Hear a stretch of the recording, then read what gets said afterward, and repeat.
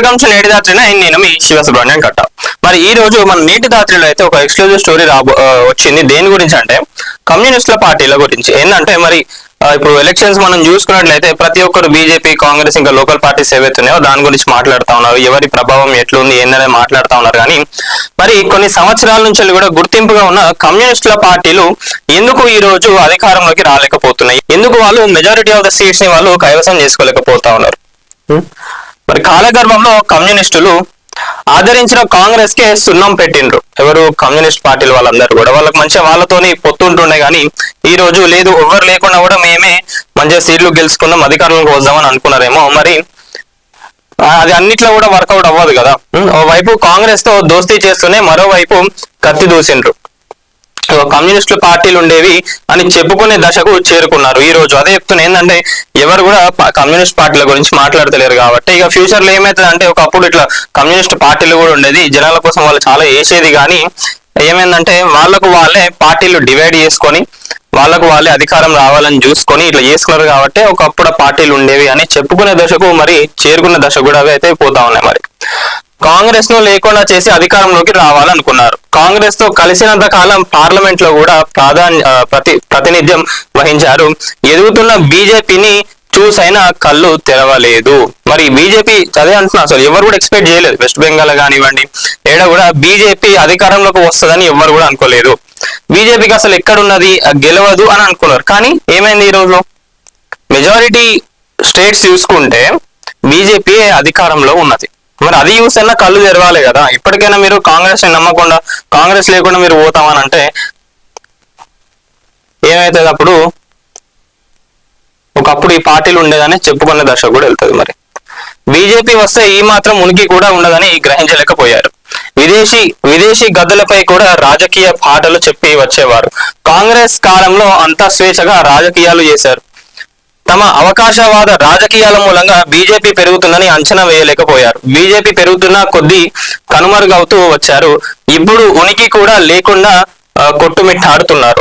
ఇది గిట్లున్నది. మరి కమ్యూనిస్టుల పార్టీ ముచ్చట ఏదైతే ఉన్నదో ఇట్లున్నది. మళ్ళీ వాళ్ళే ఇంటర్నల్ గా వాళ్ళు గొడవలు పెట్టుకొని వాళ్ళు కూడా పార్టీస్ లెక్క, చాలా పార్టీస్ లెక్క డివైడ్ అయిపోయారు. మరి ఎందుకు అవన్నీ కలిసి ఉంటే ఈ రోజు కమ్యూనిస్ట్ పార్టీలు కూడా మాక్సిమం మెజారిటీ సీట్స్ దక్కించుకునే అవకాశం ఉంటుండే.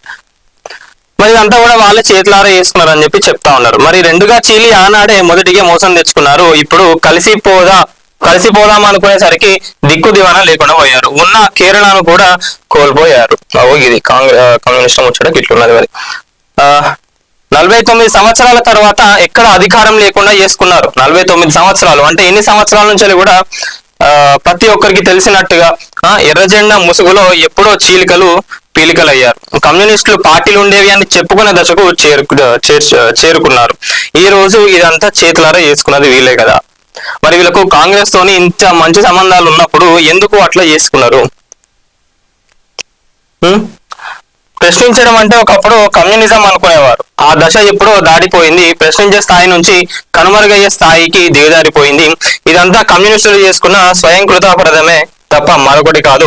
కమ్యూనిజాన్ని జనం వదులుకోలేదు, జనం కాదనుకోలేదు. కానీ కమ్యూనిజం ముసుగులో కొంతమంది నాయకులు చేసిన రాజకీయ మూలంగానే నిజాలు ఒక్కొక్కటిగా బయటపడుతూ వచ్చాయి.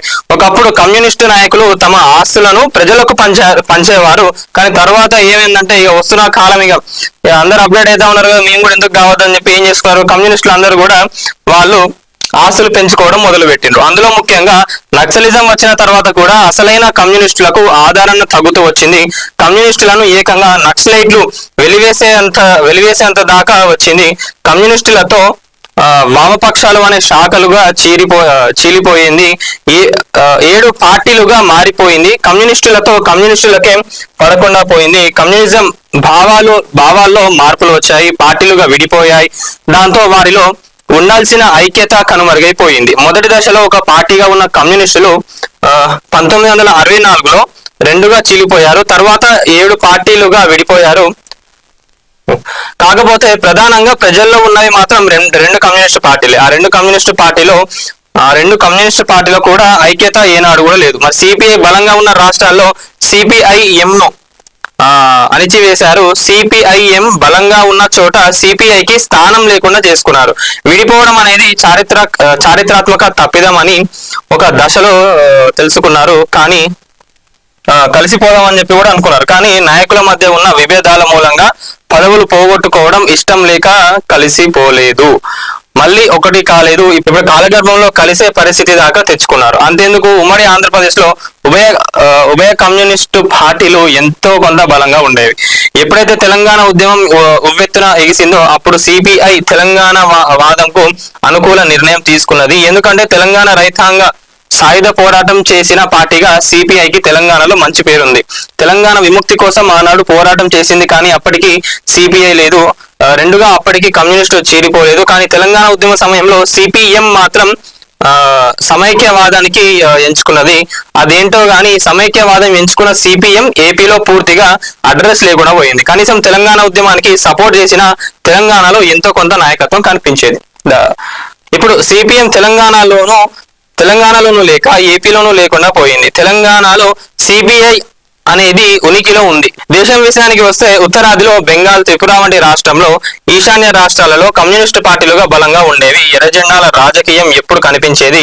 దక్షిణాది విషయానికి వస్తే కేరళంలో సిపిఎం నిన్నటి ఎన్నికల దాకా అధికారంలో ఉంది. పశ్చిమ బెంగాల్లో సుమారు 24 సంవత్సరాల పాటు ఏకదాటిగా ముఖ్యమంత్రిగా ఉండి చరిత్ర సృష్టించారు. ఎప్పుడైతే వాయుభారంతో జ్యోతిబసు సీఎం పదవికి రాజీనామా చేశారో అప్పటి నుంచి బెంగాల్లో సిపిఐ ఉనికి లేకుండా పోయింది. మమతా బెనర్జీ రాజకీయాలకు పూర్తిగా కనుమరుగైపోయింది. 50 సంవత్సరాల తర్వాత ఇప్పుడు కేరళలో కూడా కమ్యూనిస్టులు ఓడిపోయారు. చరిత్రలో ఉనికి లేకుండా చేసుకున్నారు.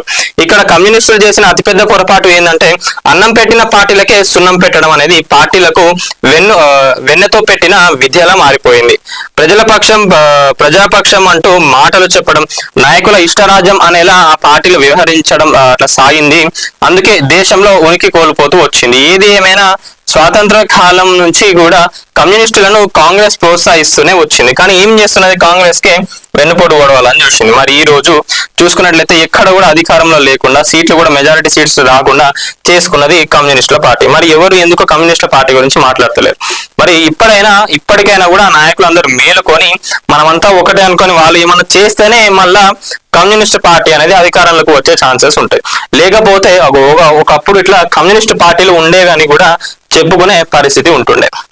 వస్తుంది అని చెప్పి చెప్పడం జరుగుతుంది. మరి దీనిపైన మీరేమనుకుంటున్నారు అనేది ప్రతి ఒక్కరు కూడా కామెంట్లో పెట్టండి.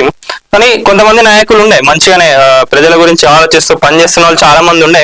ఇక మిగతా పార్టీల నాయకులను చూసి ఇక కొంతమంది ఖరాబ్ అయినట్టున్నారు. ఎందుకంటే వీళ్ళ ఆస్తులనే పంచేవాళ్ళు చాలా మంది కమ్యూనిస్టులు కూడా ఎవరైతే ఉన్నారో జనాలకు సేవలు చేయడానికి వాళ్ళ ఆస్తులను కూడా పంచి వాళ్ళ దగ్గర ఉన్న పైసలు కూడా ఖర్చు పెట్టి చేసుకునేవాళ్ళు. కానీ తర్వాత వస్తున్న కాలంలో ఏమైందంటే వాళ్ళ ఆస్తులను పెంచుకునే బిజిల వాళ్ళైతే ఉండిపోయారు.